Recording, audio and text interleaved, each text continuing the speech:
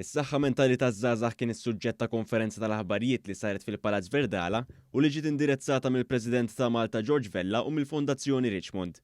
Hawn tħabbar li skont stħarriġ li għamlet il-Fondazzjoni fost iż-żgħażagħ, 70% ta' dawk li ħadu sehem qalu li jħossuhom anzjużi. Il-kap eżekuttiv tal-Fondazzjoni Richmond Stefania Di Mexant sostniet li minkejja n-nuqqas ta' statistika dwar is-saħħa mentali taż-żgħażagħ huwa ċar li tul dawn l-aħħar sentejn aktar u aktar żgħażagħ fittxew għajnuna marbuta mas-saħħa mentali. Skont l-istħarriġ li fih pparteċipaw żgħażagħ ta' età minn 13 sa 25 sena, tul l-aħħar sentejn id-domanda taż-żgħażagħ għas-servizzi tas-saħħa mentali żdied b'aktar minn 1000%. Din l-istatistika hija riflessa fi stħarriġ ieħor marbut mal-pandemija li wera kif 60% taż-żgħażagħ ta' età bejn is-16 u 24 sena ħassewhom imdejqin u ftit aktar minn nofshom ħassewhom iżolati. Il-kap eżekuttiv tal-Fondazzjoni Richmond qalet li ż-żgħażagħ jista' jkollhom diversi raġunijiet biex iħossuhom hekk fil-pandemija, fosthom ir-relazzjoni tagħhom ma' sħabhom u mal-familja u anke l-midja soċjali.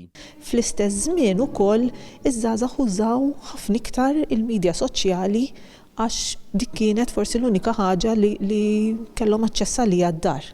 U l-midja soċjali għalkemm tagħmel ċertu ammont ta' ġid, però wkoll tagħmel ċertu ħsara għaliex li żgħażagħ taffettwhom ċertu mod illi jibdew jiddubitaw lilhom infushom, iħossuhom li mhumiex tajbin biżżejjed u dak ukoll imbagħad iżid mal-ħsibijiet negattivi illi wkoll jaffettwaw is-saħħa mentali.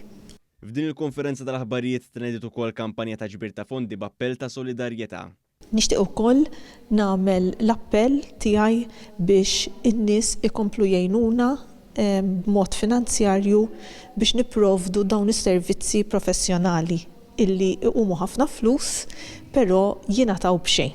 Min-naħa tiegħu il-President ta' Malta George Vella ringrazzja l-Fondazzjoni Richmond filwaqt li appella sabiex l-istigma marbuta mas-saħħa mentali tiġi eliminata f'kull faxxa tas-soċjetà.